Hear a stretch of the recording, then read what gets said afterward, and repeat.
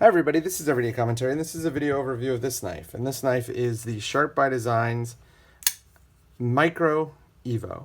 It is a collaboration between Brian Nadeau and Dave Deng of Rayot Knives. And it is probably my favorite knife on the market right now, other than knives that have been in my top 5 or top 10 forever. It is a truly great little pocket knife. It has all of the features you want and none of the bullshit. It is just a great knife. So I'm gonna give you some size comparisons. This is the Micro EVO next to the Mini Grip, and as you can see, they're very similar in size. And that's the Micro EVO on top of a $20 bill. Again, you can see that it's a pretty nice small size knife. So we're gonna talk a little bit about what we like and what we don't like on the Micro EVO, and I'm gonna tell you why I think this is probably one of the better knives you can buy right now. Well, it was one of the better knives you could buy. It is no longer on the market. So the knife comes in, I think, about 2.4 ounces.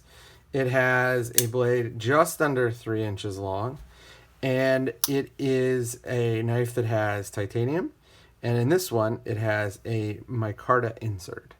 The blade steel is M390, and it uses the ramp Detent that is proprietary to Sharp by Designs. So if you think about a normal detent is like a ball, and the ball sort of rides into a channel, and then when it pops out, that's how the blade sort of falls into place, and the tension on the ball is what gives you this right here, that sense that it's about to pop out. That's how you're able to build up enough tension, enough force, potential energy to get the knife to deploy. On a ramp detent, what happens is there's a ramp, and the ramp in this case kind of looks like this. There's a really sharp angle going up, and then a really significantly longer angle going out. So when you're pushing on the knife, you're pushing to go up the ramp, and then once you meet this point, it just flies open, and then on the way back, it's the opposite. And it's this tension right here that builds up and going up the steeper side of the ramp that gives you that sense that the blade is building up energy. Boom, boom, boom, boom. And then you can feel it when you go back, because the thing that, like the suck end point for when you have the ball and the ramp is basically the same, but you can feel that it sort of turns a corner and it goes down this side. So the ramp detent is a really interesting feature, and it is the thing that I like most about this knife. It provides action like you have never seen. The bearings and the ramp detent give Brian's knives flipping action better than anything else anywhere. Customer production, I've never seen a better flipper than these most recent iterations on the ramp detent design. A couple other things that I like about the knife: the fit and finish is outstanding. I mean, you cannot feel the transition with your fingernail between the titanium and the micarta. If you close your eyes, it's very difficult to tell. You can tell a little bit up at the top where the edges are a little thinner, but here where they've had, it's flawless. It's so good.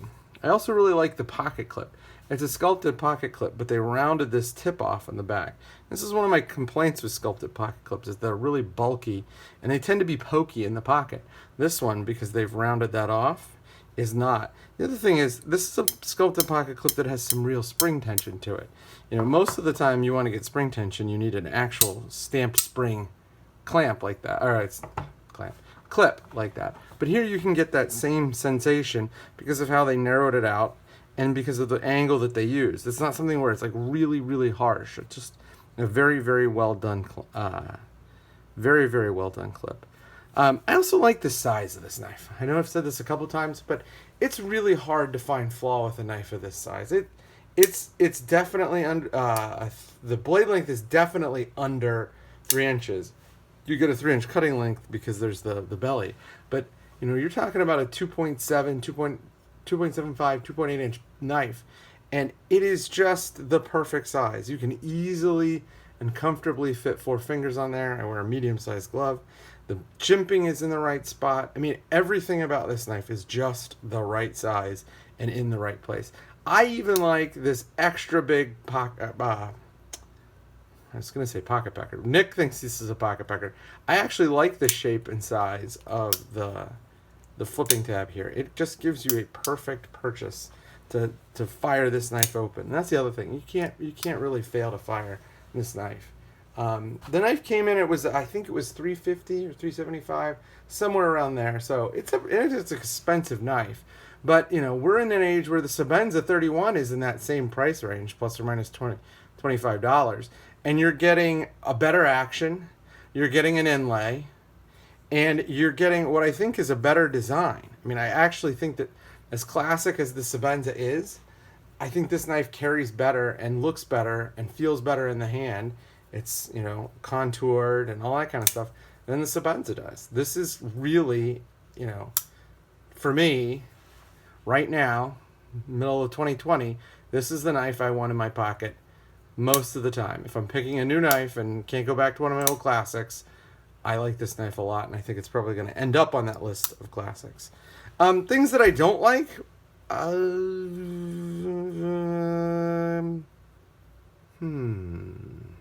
There is nothing I don't like about this knife. Everything I like about this knife. It's fantastic. Other thing really cool. I love, love, love the way that they did the lanyard hole right there. It makes this knife, I like lanyard holes that are out of the way.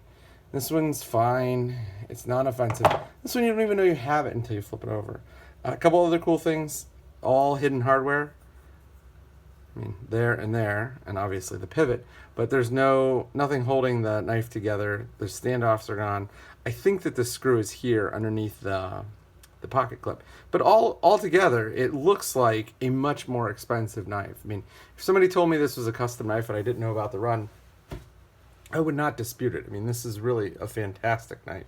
And that brings me to my only thing that I don't like, and it's not about the knife.